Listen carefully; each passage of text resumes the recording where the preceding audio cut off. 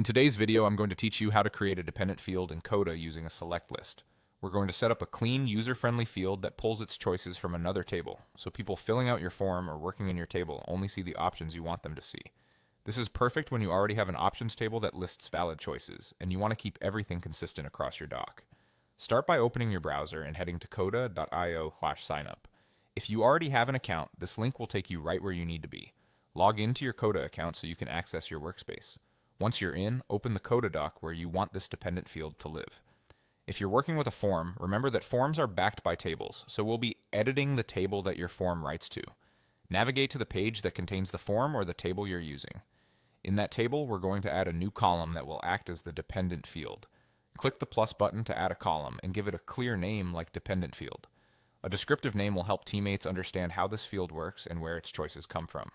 Next, click the header of your new column to open its settings. Change the column type to select list. This makes the column display a drop-down for each row, which is exactly what we need. Now connect this select list to your source of truth by clicking Choose Table and selecting your options table. This tells Coda to populate the drop-down from that table instead of a random or manually typed list. To refine what shows up in the drop-down, click Filter. The filter lets you narrow the available choices from the options table based on whatever criteria makes sense for your workflow. You might narrow by status, category, or any attribute in that options table. The goal is to make sure users only see relevant options, reducing errors and speeding up data entry. With the filter in place, you can now select from the options manually in each row. Click into a cell in your new dependent field column, and you'll see the curated list appear.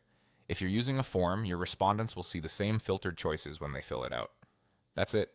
You've connected a select list to an options table, filtered it for relevance, and made it easy for yourself or your team to choose valid entries every time.